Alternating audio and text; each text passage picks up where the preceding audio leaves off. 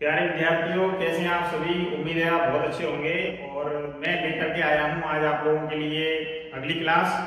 तो आइए अगली क्लास लेते हैं। और जिन्होंने चैनल को लाइक और सब्सक्राइब नहीं किया है वो चैनल को लाइक और सब्सक्राइब कर लें, जिससे आगामी।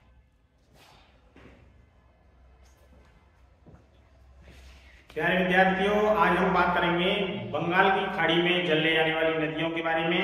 तो आइए हम लोग बात करते हैं बंगाल की खाड़ी में चलने जाने वाली नदियां। देखिए, बंगाल की खाड़ी की तरफ जाने वाली जो नदियां हैं, यह नदियां सामान्यतः अरावली पर्वतमाला के दक्षिण पूर्व में बहती हुई अपना जल बंगाल की खाड़ी में जो है उड़ेल देती हैं। बंगाल की खाड़ी की मुख्य नदियां चम्बल नदी, बनास, कोठारी, बेड़च, काली सिंध, पार्वती, बाणगंगा, मानसी, गंभीरी आदि हैं। देखिए, सबसे पहले हम बात करेंगे चम्बल नदी की। तो चम्बल नदी जो है, चम्बल नदी मध्य भारत में यमुना नदी की एक सहायक नदी है और इस तरह यह अधिक से अधिक गंगा जल निकासी प्रणाली का हिस्सा बनती है। बंगाल की खाड़ी में चलने आने वाली नदियों में चम्बल नदी प्रमुख नदी है और चम्बल नदी पर जो है बांध भी बनाए गए हैं। चम्बल नदी पर 4 बांध बनाए गए हैं प्रमुख रूप से। उनमें सूत्र है कोराघाट। कोराघाट यानी कोटा बैराज, राणा प्रताप सागर, राणा प्रताप सागर, ये है गांधी सागर, गांधी सागर, और ये है जवाहर सागर। तो ये 4 बांध जो है बनाए गए हैं। कोटा बैराज कोटा में बनाया गया है, जवाहर सागर कोटा में बनाया गया है, गांधी सागर मध्य प्रदेश में बनाया गया है, राणा प्रताप सागर जो है चित्तौड़गढ़ में बनाया गया है। इस तरीके से ये 4 बांध बनाए गए हैं। और चम्बल नदी जो है, इसकी लंबाई की बात करें हम लोग, चम्बल नदी की जो लंबाई है नई, वो 1024 किलोमीटर है। पहले इसकी लंबाई जो है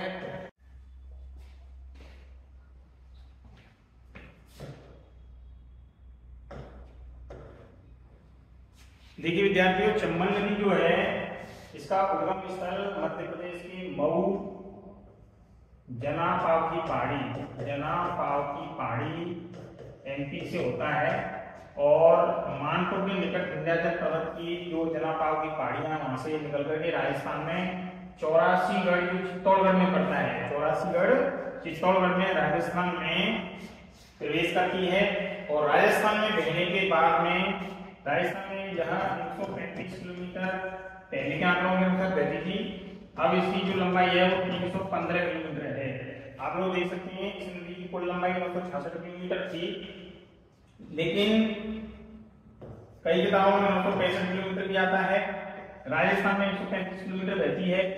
लेकिन अब इसकी जो संशोधित लंबाई है आप लोग देख सकते हैं, ये लंबाई 1024 किलोमीटर है, जिसमें से राजस्थान की अगर बात करें हम लोग, तो राजस्थान में 315 किलोमीटर बहती है नवीनतम आंकड़ों के अनुसार। अब देखिए, इसमें हम लोग आगे बढ़ते हैं। राजस्थान में इसका कुल 19,500 किलोमीटर क्षेत्र है। प्रदेश में 315 किलोमीटर प्रवाहित होती है। राजस्थान में ये 12 किलोमीटर है। बहने वाली यह सबसे लंबी नदी है राजस्थान में बहने वाली, जो राजस्थान और एमपी के मध्य में सबसे लंबी अंतर्राज्यीय सीमा का निर्धारण भी करती है। भैंसरोडगढ़ चित्तौड़गढ़ के समीप स्थित इस स्थान पर चम्बल नदी पर चूड़िया जलप्रपात बनाती है। ये चूड़िया जलप्रपात बनाती है और इसकी ऊंचाई जो है वो 18 मीटर है चूड़िया जलप्रपात की। रामेश्वर घाट सवाई माधोपुर में यह चम्बल नदी के बाएं किनारे पर बनास और सीप यानी चंबल, बनास और सीप, ये 3 नदियां मिलकर के त्रिवेणी संगम बनाती हैं रामेश्वर घाट सवाई माधोपुर। रामेश्वर घाट सवाई माधोपुर में संगम होता है जो त्रिवेणी संगम कहलाता है। अब देखिए आगे,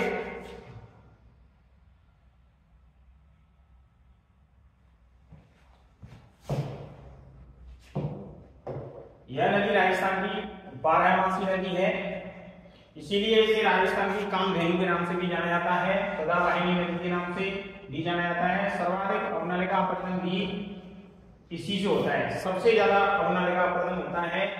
इस नदी पर मध्य प्रदेश में गांधी सागर बांध बनाया गया है, चित्तौड़गढ़ में राणा प्रताप सागर बांध बनाया गया है, कोटा में जवाहर सागर बांध बनाया गया है और कोटा बैराज बनाया गया है। यानी 4 बांध जो है, कोटा बैराज, गांधी सागर, राणा प्रताप सागर और जवाहर सागर, ये बांध जो है 4 बांध बनाए गए हैं, कोटा बैराज, गांधी सागर, राणा प्रताप सागर और जवाहर सागर, जो जल विद्युत और सिंचाई के मुख्य स्रोत हैं। राजस्थान में सर्वाधिक सतही जल चंबल नदी से ही प्राप्त होता है। यह चित्तौड़गढ़, कोटा, बूंदी, सवाई माधोपुर, करौली और धौलपुर जिले से प्रवाहित होती है। चंबल नदी की सहायक नदियों की हम बात करेंगे कि चंबल नदी की सहायक नदियां कौन कौन सी हैं, तो देखिए इसके बारे में हम लोग बात कर लेते हैं। चंबल नदी की सहायक नदियों के बारे में, चंबल नदी सर्वाधिक सहायक नदियों वाली नदी है। इसकी सर्वाधिक सहायक नदियां हैं, यह दक्षिण से उत्तर दिशा की ओर बहने वाली, दक्षिण से उत्तर दिशा की ओर, यानी दक्षिण से लेकर के और उत्तर दिशा की ओर बहने वाली राजस्थान की सबसे प्रमुख और एकमात्र नदी है। इसकी प्रमुख सहायक नदियों में बामी नदी है, मेज है, मांगली है, पूनो है, बनास है, काली सिंध है, छोटी काली सिंध है, पार्वती है, निमाज है, ये आदि प्रमुख नदियां हैं जो चंबल नदी की सहायक नदियां मानी जाती हैं। बनास नदी के बारे में हम थोड़ा डिटेल से बात करते हैं। इसकी 512 किलोमीटर है, लेकिन राजस्थान में ये 480 किलोमीटर बहती है बनास नदी। और बनास एक नदी है जो पूरी तरह से पश्चिमी भाग में राजस्थान राज्य के भीतर स्थित है। तो राजस्थान में बहने वाली, राजस्थान में पूर्णतः बहने वाली सबसे लंबी नदी की यदि हम बात करें तो वो बनास नदी है, 480 किलोमीटर राजस्थान में बहती है। और चंबल नदी जो है 315 किलोमीटर राजस्थान में बहती है। चंबल नदी की पहले जो आंकड़े थे, पूर्व के आंकड़ों में 965 या 966 किलोमीटर लंबाई पूरी बताई जाती है, लेकिन वर्तमान में इसकी जो है लंबाई 1000 समथिंग है। तो इस तरीके से यह चंबल नदी की एक सहायक नदी है। बनास नदी जो खुद यमुना की एक सहायक नदी भी है, जो गंगा में विलीन हो जाती है। बनास की लंबाई लगभग 512 किलोमीटर है, लेकिन राजस्थान में ये 480 किलोमीटर है। इसके बाद में देखिए आगे बढ़ते हैं हम लोग।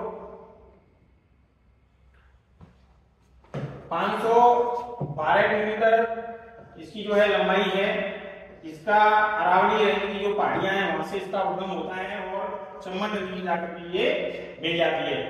अब देखिए इसमें और हम लोग आगे बात करेंगे। देखिए उद्गम स्थल राजसमंद जिले में कुंभलगढ़ तहसील की अरावली पर्वतीय खन्नौर की जो पहाड़ियां हैं वहां से ये निकलती है। इसकी कुल लंबाई 480 किलोमीटर है। राजसमंद जिला है, चित्तौड़गढ़ है, भीलवाड़ा है, अजमेर रोड तथा सवाई माधोपुर जिले में बहती हुई सवाई माधोपुर जिले के खंडार तहसील के रामेश्वरम नामक स्थान पर चंबल नदी में मिल जाती है। तो पूर्ण रूप से राजस्थान में बहने वाली सबसे लंबी नदी, राजस्थान की सबसे लंबी नदी है बनास नदी। टोंक जिले में सर्पाकार हो जाती है, सर्पे आकार की हो जाती है इस तरीके से। और बनास नदी के उपनाम है वशिष्ठी और बनकियासा, इस नाम से भी जो है इस बनास नदी को जाना जाता है। त्रिवेणी संगम बनास नदी का बीकुद, भीलवाड़ा, मंगलगढ़, भीलवाड़ा के बीच बनास नदी, बेड़च, मेनाल नदियों का संगम होता है। बनास, बेड़च और मेनाल, तो मेनाल भीलवाड़ा में बीकुद नामक स्थान पर जो है ये त्रिवेणी संगम बनाती है। और अब बात करें हम लोग कोठारी नदी की। देखिए कोठारी नदी जो है चंबल नदी की एक प्रमुख सहायक नदी के रूप में इसको जाना जाता है, कोठारी नदी को। और कोठारी नदी में राजसमंद जिले में देवगढ़ के पास अरावली की जो पहाड़ियां हैं वहां से ये निकलती है। यह रायपुर मंडल, भीलवाड़ा, कोटड़ी की तहसीलों से होती हुई अंततः कोटड़ी तहसील के नंदराई में बनास नदी में मिलती है। कोठारी नदी पर मेजा बांध बनाया गया है भीलवाड़ा जिले में। तो कोठारी नदी पर मेजा बांध बनाया गया है भीलवाड़ा जिले में, जो इससे पानी मिलता है। भीलवाड़ा जिले को पानी की जो आपूर्ति होती है इसका जो उद्गम स्थल है वो दिवेल की पहाड़ियां राजसमंद, दिवेल की पहाड़ियां राजसमंद से जो है कोठारी नदी का उद्गम होता है। और इस नदी का समापन भी भीलवाड़ा जिले में बनास नदी में मिल जाने से होता है। बनास नदी में, इसे बनकी आसर भी कहते हैं, वशिष्ठी नदी भी कहते हैं, उसमें जाकर के और इस पर मेगा बांध बनाकर भी भीलवाड़ा जिले की जो पेयजल समस्या है उसका समाधान करने का प्रयास किया गया है। तो ये बनास नदी की भी सहायक नदी है और चंबल नदी की भी सहायक नदी मानी जाती है। इसके बाद में हम बात करेंगे बेड़च नदी की। उद्गम स्थल गोविंदा की पहाड़ियां उदयपुर से होता है। अपने उद्गम स्थल से उदय सागर झील तक यह नदी आयड़ नदी के नाम से जानी जाती है। उसके बाद में उदयपुर शहर में यह उदय सागर झील में गिर जाती है और उदय सागर से निकलने के बाद यह बेड़च नदी के नाम से जानी जाती है। तो हम लोगों को ये विशेष रूप से याद रखना है कि देखिए जब ये बेड़च नदी जो है इसको हम लोग आयड़ नदी जो है कब कहते हैं और बेड़च कब कहते हैं, तो जब उदय सागर झील से निकलने के बाद तो बेड़च नदी के नाम से आती है। और वैसे अगर ये उदयपुर शहर में रहती है, उदय सागर झील में गिर जाती है, उस समय तक इसको जो है आयड़ नदी के नाम से आते हैं। यह नदी भीलवाड़ा में बहने के बाद मांडलगढ़ के निकट बीगोद नाम के स्थान पर बनास में मिल जाती है। बेड़च नदी के किनारे प्राचीन आहड़ की सभ्यता जो है इस नदी के किनारे विकसित हुई थी, क्योंकि आहड़ ताम्रयुगीन सभ्यता है। तो ताम्रयुगीन सभ्यता है आहड़ की सभ्यता जो इसी नदी के किनारे पर विकसित हुई थी। बेड़च नदी यानी आयड़ नदी के किनारे पर।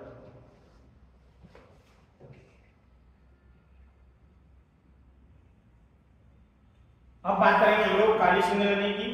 देखिए काली सिंध नदी जो है ये चंबल नदी की प्रमुख सहायक नदी है और इसका जो उद्गम है यह मध्य प्रदेश राज्य के देवास जिले के बांगली गांव से होता है। राजस्थान में प्रवेश झालावाड़ जिले से होता है और समापन कोटा के नौनेरा नामक स्थान पर चम्बल नदी में मिल जाने से होता है। यह नदी राज्य में झालावाड़, कोटा और बारा की सीमा बनाती है। 3 जिले हैं, कोटा, बारा, बूंदी और झालावाड़, लेकिन बूंदी नहीं है इसमें, झालावाड़, कोटा और बारा, यानी ये जो तीनों जिले हैं इनकी सीमा बनाती है। काली सिंध की जो सहायक नदियां हैं उनमें आहू है, निवाज है, रेवा है, पीपलाज है, परवन है, ये प्रमुख जो है नदियां हैं। अब बात करेंगे हम लोग पार्वती नदी की। तो पार्वती नदी का जो उद्गम है वो मध्य प्रदेश के विंध्याचल पर्वत की सीहोर की पहाड़ियों से होता है और यह नदी अपने आप में एक प्रमुख नदी के रूप में जानी जाती है। पार्वती नदी पर धौलपुर में जिले में पार्वती बांध का निर्माण भी किया गया है। ये पार्वती जो बांध बनाया गया है वो आंगई गांव है और उससे तकरीबन 5 से 10 किलोमीटर की कुल दूरी पर 5 से 10 किलोमीटर का जो पूरा क्षेत्र है इतनी दूरी पर जो है इसका पानी भरा हुआ है। पार्वती बांध का निर्माण जो है पार्वती नदी पर किया गया है धौलपुर जिले में आंगई के पास में और आंगई से तकरीबन 3 से 5 किलोमीटर की डिस्टेंस पर जो है ये बांध बनाया गया है, जिससे आसपास के जितने भी क्षेत्र हैं उनके लिए पानी की आपूर्ति हो रही है। तकरीबन सैकड़ों गांव में जो इसके पानी से जो है सिंचाई की और सिंचाई के साथ साथ में जो है पानी की जो पेयजल आपूर्ति है उसकी समस्याओं को दूर किया जा रहा है। सिंचाई सुविधा उपलब्ध करा रहा है। पार्वती नदी का राजस्थान में प्रवेश कलियाहाट बारा जिले से होता है और इसका समापन इस वक्त कोटा जिले में चंबल नदी में जाने से होता है। अब पढ़ेंगे हम लोग बाणगंगा नदी। देखिए बाणगंगा नदी जो है ये बाणगंगा नदी जयपुर जिले की बैराग की पहाड़ियों से निकलती है और बाणगंगा नदी कभी कभी आंतरिक प्रवाह प्रणाली का उदाहरण भी पेश करती है, क्योंकि इसका पानी भी यमुना तक नहीं पहुंचकर भरतपुर के आसपास के मैदानों में फैल जाता है। बाणगंगा चंबल की रुंडित नदी है। बाणगंगा नदी जयपुर, दौसा, भरतपुर जिलों में प्रवाहित होती है। इस नदी के उपनाम अर्जुन की गंगा और काला नदी, ये कई बार जो है पेपर में पूछा जा चुका है। बाणगंगा नदी का जो समापन है आगरा के फतेहाबाद नाम स्थान पर मिल जाने से होता है और इस नदी पर जमुआ रामगढ़ जयपुर में रामगढ़ बांध बनाया गया है, जिससे जयपुर को जो है पेयजल की जो है आपूर्ति हो रही है। इसके बाद में हम पढ़ेंगे मानसी नदी के बारे में। तो देखिए मानसी नदी जो है यह भीलवाड़ा जिले की मंडलगढ़ तहसील से निकलती है और यह नदी भीलवाड़ा अजमेर टोंक जिले में प्रवाहित होती हुई टोंक जिले के खेतरी नाम के स्थान पर बनास नदी में मिल जाती है। गंभीरी नदी की यदि हम बात करें तो इस नदी पर निम्बाहेड़ा चित्तौड़गढ़ में गंभीरी बांध का निर्माण किया गया है। मिट्टी से निर्मित बांध है।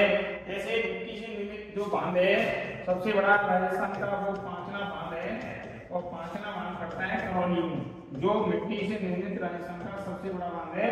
5 नदियां हैं, अटा, भैंसावड़, मानसी, गंभीरी। इस नदी का समापन चित्तौड़गढ़ के चटियावाली नाम के स्थान पर बेड़ज नदी में मिल जाने से होता है। तो ये गंभीरी नदी है और गंभीरी बांध का निर्माण किया गया है। मिट्टी से निर्मित बांध है। इस नदी का समापन चित्तौड़गढ़ के चटियावाली नाम के स्थान पर होता है, बेड़ज नदी में मिलने से होता है। तो देखिए पांचना बांध जो है करौली में है। अब हम लोग इसके बाद में हम लोग अरब सागर में गिरने वाली नदियों के बारे में पूर्व में चर्चा कर चुके हैं। अंतर प्रवाही प्रणालियों के बारे में चर्चा कर चुके हैं। विद्यार्थियों आप लोगों के लिए इससे संबंधित जो प्रश्न हैं, नदियों से संबंधित, राजस्थान की नदियों से संबंधित जो अच्छे प्रश्न हैं जो अक्सर कंपटीशन में आते हैं, तो उनके लिए अगली क्लास लेने के लिए मैं जल्द ही आप लोगों के बीच में हाजिर हुआ हूँ। आप उसको लेने के लिए, क्लास को लेने के लिए चैनल को लाइक और सब्सक्राइब कर लें और ज्यादा से ज्यादा विद्यार्थियों को शेयर करें ताकि ज्यादा से ज्यादा विद्यार्थियों को इसका लाभ मिल सके।